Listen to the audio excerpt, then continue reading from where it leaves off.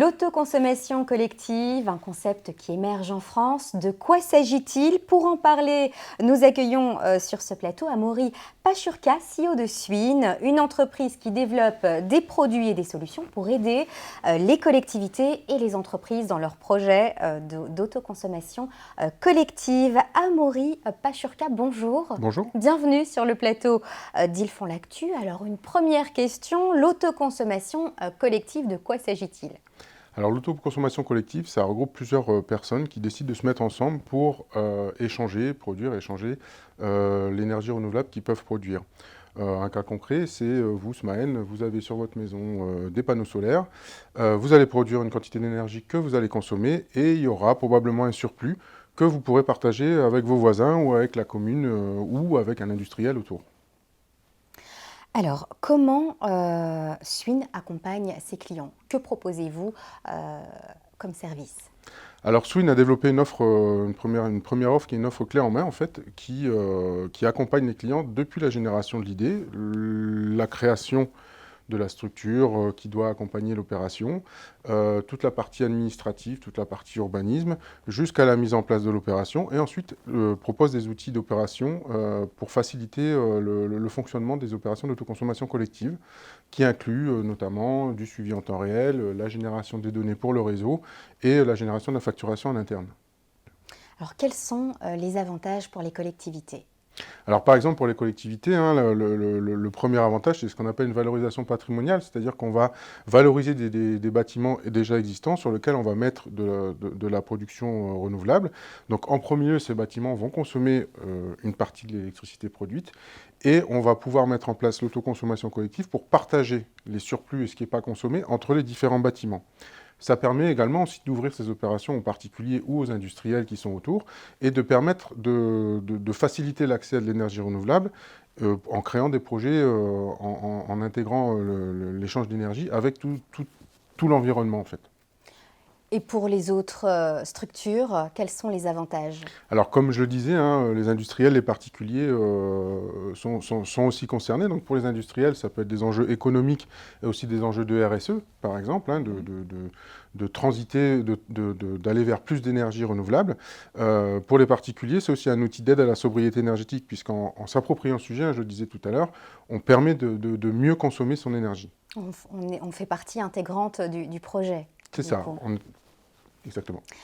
Alors, on va se projeter. J'imagine qu'il y a encore pas mal d'opérations à venir, mais on va déjà parler de celles que vous avez déjà réalisées.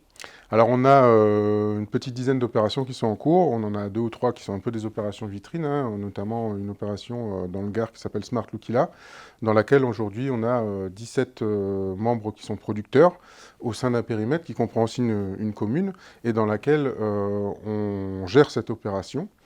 Cette opération, elle est assez avancée technologiquement puisqu'on fait déjà aussi du pilotage en temps réel, on a intégré de la mobilité, on a des véhicules qui sont asservis à tous ces systèmes et qui permettent d'utiliser au mieux les surplus d'énergie produits.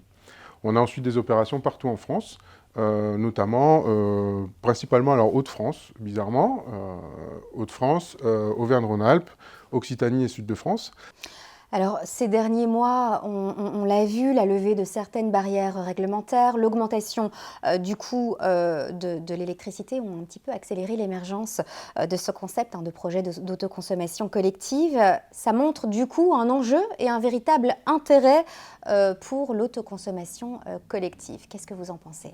Oui, effectivement, l'augmentation du prix de l'électricité et les événements géopolitiques autour ne sont qu'une partie du sujet, hein. On est aussi dans le besoin de trouver des solutions pour répondre à l'urgence de la transition écologique.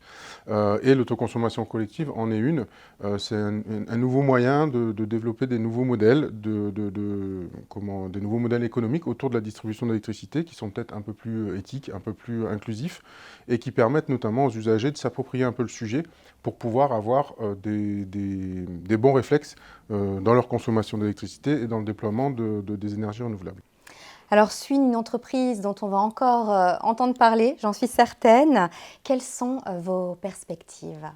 Alors, d'abord, je souhaite d'abord préciser que Swin, c'est une société à mission. C'est assez important à préciser. Donc, qui a vocation un peu à réconcilier la technologie et l'humain pour essayer de trouver des solutions applicables rapidement dans la transition écologique. Donc en fait, on est très axé sur ce sujet-là et on s'intéresse à tous les sujets d'autoconsommation collective, de Smart City, qui sont en lien avec ça et qui permettent d'aller vers notre mission.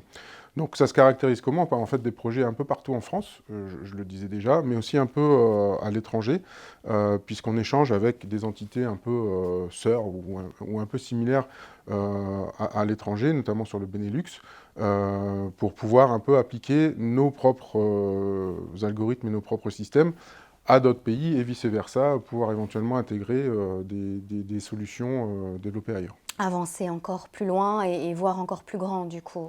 Oui, puisque les perspectives de l'autoconsommation collective, aujourd'hui, on les voit à petite échelle, mais elles pourraient avoir des applications beaucoup plus importantes sur tout le réseau électrique, en fait. À un moment, il y aura des... Tout va se relier à un moment. C'est ça, convergence entre autoconsommation collective, mobilité partagée ou mobilité électrique, et ensuite même le service réseau dans son ensemble pour pouvoir réduire globalement la charge sur le réseau. Amaury Pachurka, CEO de Swin, merci pour cette interview. Merci.